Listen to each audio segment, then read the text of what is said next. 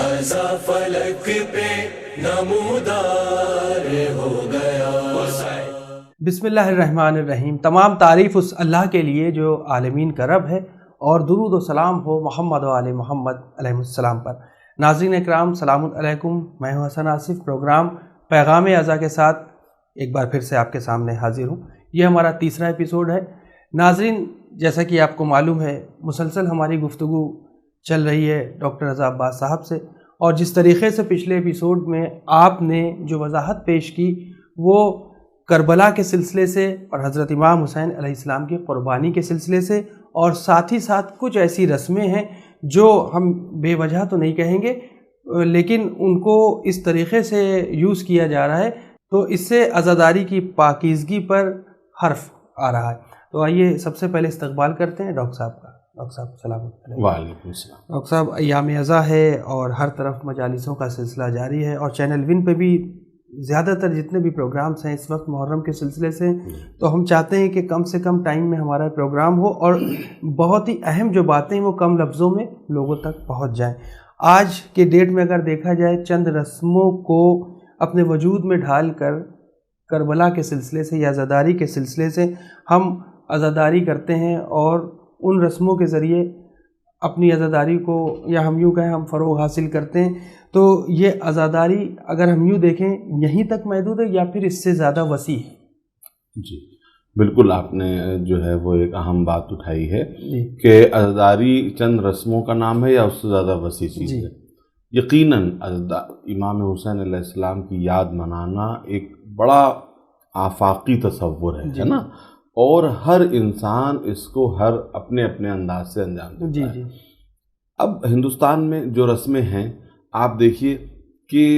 یہ عزا جہاں جہاں گئی اس نے وہاں کے لوکل اثرات کو قبول کیا اور اس کو اپنے اندر جگہ دی، اور اس میں کوئی برائی بھی نہیں ہے۔ میں نے عرض کیا نا کہ یہ کوئی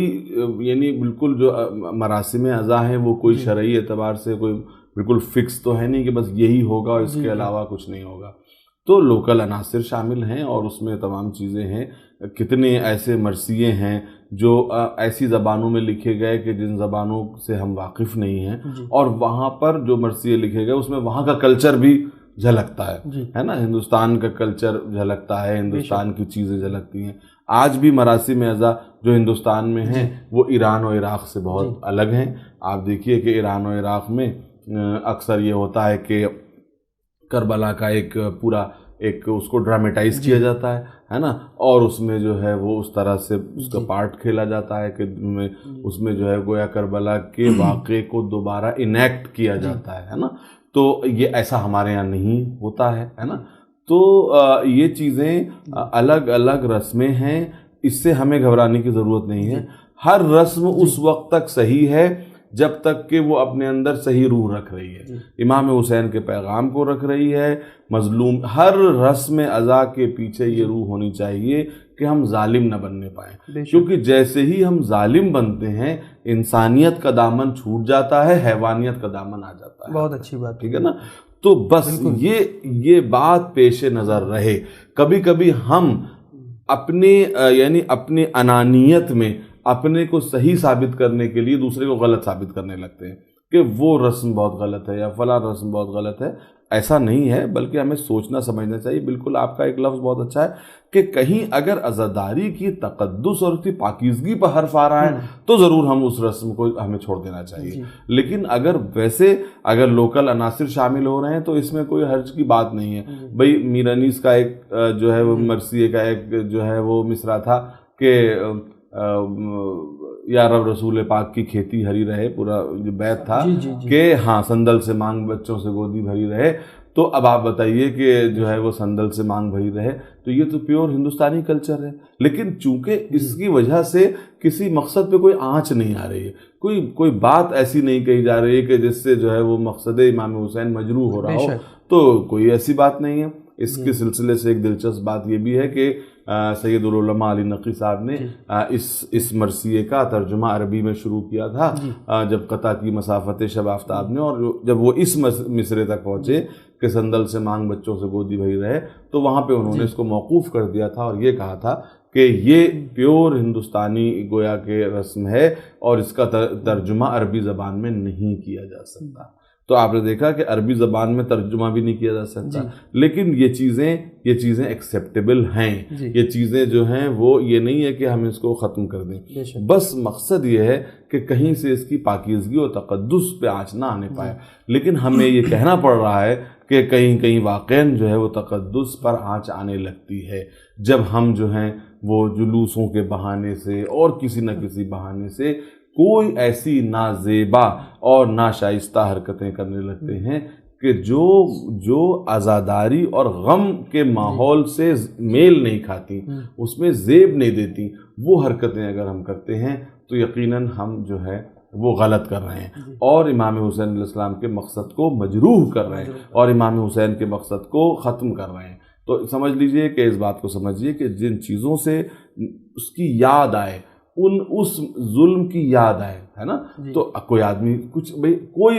کوئی بھی رسم انجام نہیں دے رہا ہے، وہ جو ہے وہ 10 محرم کو کھڑا ہو کے لوگوں کو پانی پلا رہا ہے، ٹھیک ہے نا، وہ ماتم نہیں کر رہا ہے، وہ تعزیہ نہیں اٹھا رہا ہے، وہ علم نہیں اٹھا رہا ہے، لیکن وہ پانی پلا رہا ہے۔ لیکن آپ سمجھ لیجئے کتنا مقدس کام کر رہا ہے، کیونکہ وہ اس میسج کو یاد دلا رہا ہے کہ وہ اس دن پانی نہیں ملا تھا، آج ہم امام حسین علیہ السلام کی یاد میں پیاسوں کو پانی پلا رہے ہیں، بس اس کے لیے بہت اچھی بات ہے۔ اور وہ اس طرح سے کوئی ہے جو تبرک بانٹ رہا ہے، کھانا کھلا رہا ہے بلا تفریق مذہب و ملت، وہ کھلا رہا ہے، تو بہت اچھا کام کر رہا ہے کہ کل بھوکوں کو کر دیا گیا تھا، بھوکوں کے اوپر پانی دانا بند کر دیا گیا تھا، آج ہم انہی کے نام پہ کھلا رہے ہیں تاکہ ان کا پیغام زندہ ہو سکے، تاکہ ان کی یاد دل میں آ سکے۔ جیسے ہی یاد رکھیے امام حسین کی یاد اور ان کے مقاصد ایک دوسرے سے جڑے ہوئے ہیں، جیسے ہی حسین کی یاد آئے گی ویسے ہی ان کے مقاصد یاد آ جائیں گے۔ تو امام حسین کس کے علم بردار ہیں؟ یا تو شریعت کے علم بردار ہیں یا انسانیت کے علم بردار ہیں۔ تو مسلمانوں سے کہا جا رہا ہے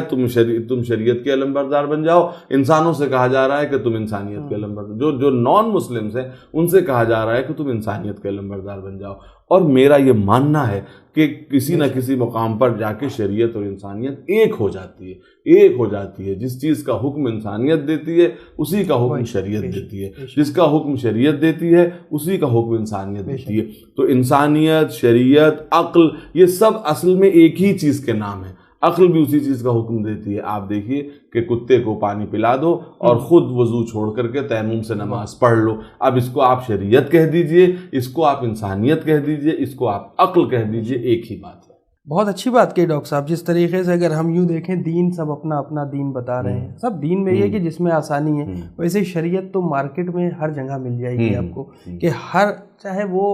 ISIS ہو، القاعدہ ہو، جتنی تنظیم ہے یا اور بھی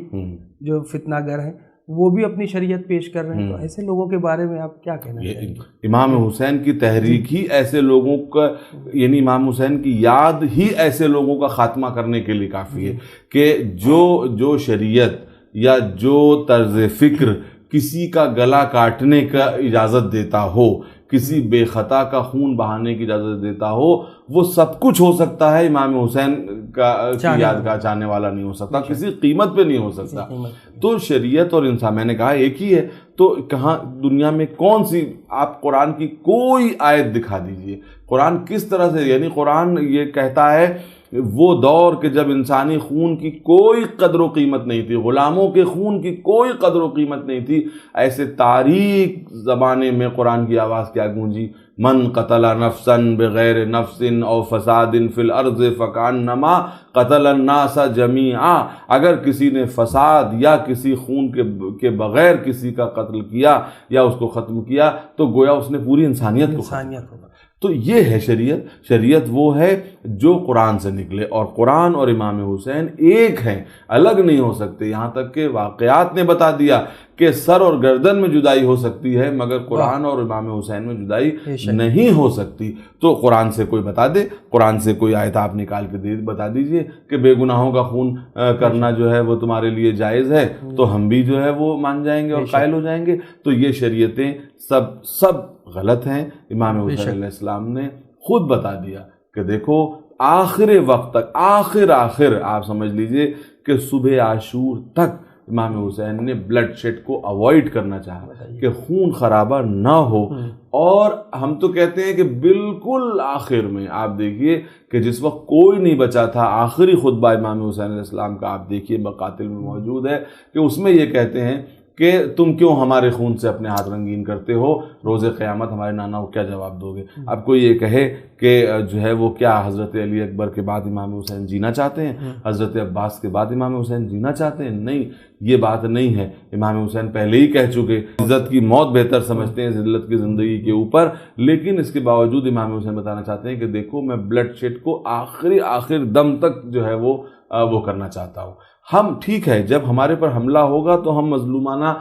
جو ہے وہ ڈھنگ سے اپنی جان کو پیش کر دیں گے، ہم بزدل نہیں ہیں، لیکن ہمارے پر فریضہ ہمارا یہ ہے کہ آخر تک ہم صلح کی کوشش کرتے رہیں. امام حسین علیہ السلام کو جنگ تھوپی گئی ہے، امام حسین علیہ السلام نے خود جنگ نہیں کی ہے، اور یہ اسی لیے یہ عورتوں بچوں کا قافلہ لے کے نکلے ہیں تاکہ کوئی الزام نہ لگا سکے، کوئی متعصب سے متعصب مفکر یہ نہ کہہ سکے کہ صاحب یہ جنگ کرنے نکلے تھے، جنگ ہو گئی تو کون سے تعجب کی بات ہے. جنگ کرنے بالکل نہیں نکلے تھے، چھوٹے چھوٹے بچوں کو لے کے گئے تھے، عورتوں کو لے کے گئے تھے تاکہ جنگ کا الزام بھی نہ عائد ہو سکے. تو جنگ کی کوئی جنگ کا کوئی فلسفہ کہ انسانوں کو مار دو، ان کو قتل کر دو، غلبہ حاصل کرنے کے لیے خون ناحق بہاؤ، یہ یزیدیوں کا فلسفہ ہو سکتا ہے، حسینیوں کا فلسفہ نہیں ہو سکتا. بہت اچھی بات کہی ڈاکٹر صاحب. ڈاکٹر صاحب کچھ لوگوں نے اپنے علم کے ذریعے یا یوں کہیں عزاداری کے ذریعے جو قوم کو فائدہ پہنچایا، اور اپنے فن کے ذریعے جو اس میں روحانیت پیدا کی یا جو خدمتیں انجام دی ہیں، چاہے وہ مرثیے ہوں، نوحے ہوں، سوزخوانی ہو، چاہے ہم یوں بھی نام لے سکتے ہیں کہ میر انیس صاحب ہوں، دبیر صاحب ہوں. اس کے لیے ایک بڑا اچھا اشعار بھی دماغ میں آتے ہیں کہ تعشق عشق و عاشق صبر و صابر یہ پانچوں تن غلام پنجتن ہے. ان جیسے شاعر بھی گزرے اور خطیب بھی گزرے، ذاکر بھی گزرے، مولوی حضرات بھی گزرے، جنہوں نے عزاداری کے ذریعے قوموں کو فائدہ پہنچایا، یعنی علم تھا جو فائدہ پہنچایا. لیکن آج اگر ہم دیکھیں اس دور میں بات تھوڑی کڑوی ہو جاتی ہے. ہم سب ذاکروں کو نہیں کہہ رہے ہیں، سب شاعروں کو نہیں کہہ رہے ہیں، لیکن کچھ ایسے ہیں جو غلط طریقے سے اپنے طریقے سے عزاداری کو پیش کر رہے ہیں. جیسے وہ چاہتے ہیں ویسے وہ عزاداری کو پیش کر رہے ہیں. جیسے مولا حسین نے کربلا میں شہادت انجام دی اس طریقے سے پیش نہیں کر رہے ہیں. تو ایسے لوگوں کے بارے میں آپ کیا کہیں گے؟ کیونکہ اس سے بہت زیادہ فتنہ اور بہت زیادہ کچھ ایسی باتیں جو آج چھوٹے چھوٹے پلیٹ فارم پر بیٹھے ہوئے لوگ آپس میں لڑا کرتے ہیں، اور یہ بات بہت دور تک جاتی ہے. بالکل، یہ جو اس طرح کے ذاکرین پیدا ہو گئے ہیں جی یہ واقع انتہائی شاعر بھی ہیں کچھ ایسے. بالکل یہ بہت افسوسناک امر ہے، اور اس سے امام حسین کی عزا کو کوئی فروغ نہیں ہو رہا ہے بلکہ اس سے اور نقصان ہو رہا ہے. آپ دیکھیے کہ محرم سے پہلے جو ہے وہ منڈیاں سجائی جاتی ہیں، ریٹ طے کیے جاتے ہیں کہ اور اس کے علاوہ یعنی طلب کیا جاتا ہے کہ میں اتنے پیسے لوں گا. آپ بتائیے کہ مظلوم کے ذکر کے لیے جو ہے وہ پیسے لیے جاتے ہیں یا ریٹ طلب کیا جاتا ہے؟ معاذ اللہ جو نوحوں کی ریکارڈنگ ہوتی ہے، ان کے جو پرومو باقاعدہ ٹی وی پر آتے ہیں یہی سب وہ اس طریقے سے آتے ہیں. استغفر اللہ، بالی ووڈ اپنی جگہ ہے. جی میں نے آپ سے عرض کیا عزاداری اپنی جگہ، یہی وہ چیزیں جن کے لیے میں کہہ رہا تھا کہ عزاداری کا جو یعنی تقدس ہے اور جو اس کی پاکیزگی اس پہ حرف آ رہا ہے. آج جو ہے وہ موسیقی کی تھاپ کے اوپر جو ہے وہ نوحے بنائے جا رہے ہیں، اور اس کے ساتھ ساتھ ذاکروں کی منڈیاں سجائی جا رہی ہیں. ہاں بالکل، اور طبلے اور سارنگی کے اوپر جو ہے وہ نوحے بنائے جا رہے ہیں. یہ سب جو ہیں وہ بالکل برائی کی علامت ہے. اب اس سے زیادہ جس کا تذکرہ آپ نے نہیں کیا اور مجھے کرنا چاہیے وہ یہ ہے کہ نئی روایتیں گڑھی جا رہی ہیں، نئے نئے مصائب، جدت کی تلاش میں ذاکرین نے نئی نئی روایتیں، کیونکہ وہ سمجھتے ہیں کہ اب اتنا تو اس سے مجمع امیون ہو چکا ہے ان مسائب سے،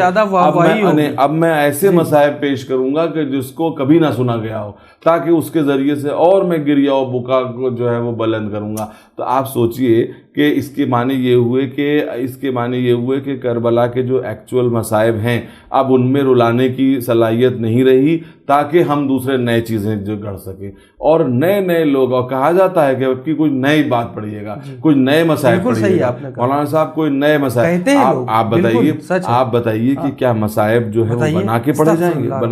پڑھے جائیں گے، اور یہی ڈیمانڈ اس سپلائی کو مدد دے رہی ہے کہ اب اس میں جب مجمع کہہ رہا ہے کہ نئے پڑھیے گا، تو مولوی صاحبان نئی چیزیں پیش کرنے جا رہے ہیں اور کر رہے ہیں۔ تو آپ بتائیے کہ یہ چیز کتنی خطرناک ہے اور کہاں تک جا سکتی ہے، اور اس کے لیے کیسی سخت روایتیں آئی ہیں، ان کو میں یہاں پہ نقل نہیں کرنا چاہتا، کیونکہ وہ ہماری بحث سے الگ بات ہے۔ کہ آپ سوچئے کہ نئی باتیں تلاش کی جا رہی ہیں، نئے مصائب بنائے جا رہے ہیں، نئی روایتیں، اور ضعیف، یا مطلب اب یہ تو پوچھنا ہی بیکار ہے اور سوچنا ہی بیکار ہے کہ کوئی ضعیف اور قوی میں جو ہے وہ فرق کرے گا، مستند میں فرق کرے گا۔ اچھا، پھر ممبر پہ بیٹھ کے آپ دیکھیے کہ آپسی جھگڑے سیٹل کیے جاتے ہیں، دشمنوں کے اوپر طنز کیا جاتا ہے، یہی سب جو ہے وہ اب شعار بنتا چلا جا رہا ہے کہ ممبر پہ جب انسان بیٹھے تو وہ اپنے کو بھول جائے، یہ بتائے کہ اللہ نے کیا کہا، یہ بتائے کہ اس کے رسول نے کیا کہا، یہ بتائے کہ ان کے پاک جانشینوں نے کیا کہا، یہ چیزیں بیان کرنے کی ہیں،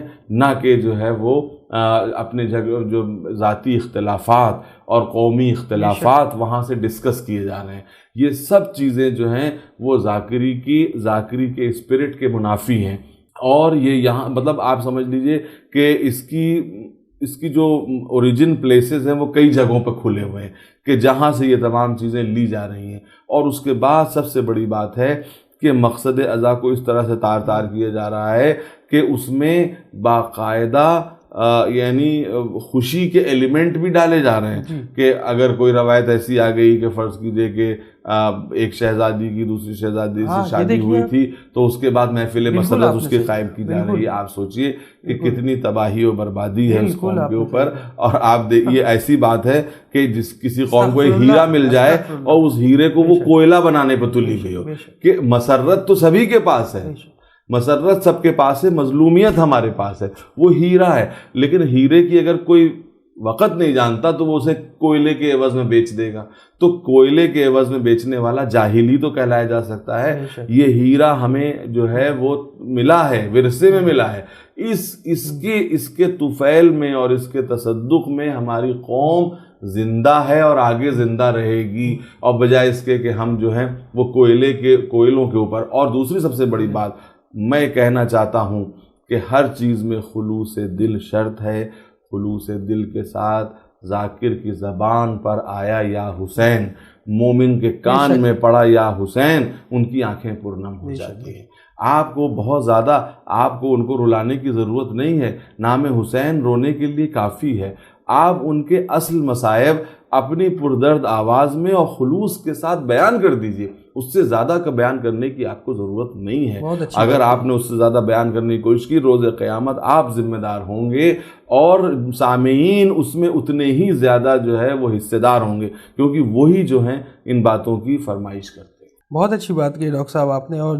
جو جس طریقے سے جو ہو رہا ہے اس وقت وہ بہت غلط ہو رہا ہے، اور کہیں نہ کہیں انہی سب وجہوں کی وجہ سے آج ہم سب پریشان ہیں، یہی در حقیقت سچ ہے۔ فی الحال ناظرین ہم یہیں پر اجازت لینا چاہیں گے کیونکہ وقت کی کمی ہے، اور اگلے ایپیسوڈ یعنی ہم چوتھے ایپیسوڈ میں پھر حاضر ہوتے ہیں پیغام ازا کے ساتھ۔ تب تک کے لیے ہمیں اور ڈاکٹر صاحب کو اجازت دیں، اور ایام ازا ہے، مجالسوں کا سلسلہ جاری ہے، آپ چینل ون پر بھی تمام مجلسوں کو سماعت فرما سکتے ہیں۔ دیکھتے رہیں چینل ون، پیغام انسانیت۔ شکریہ، خدا حافظ، لبیک یا حسین۔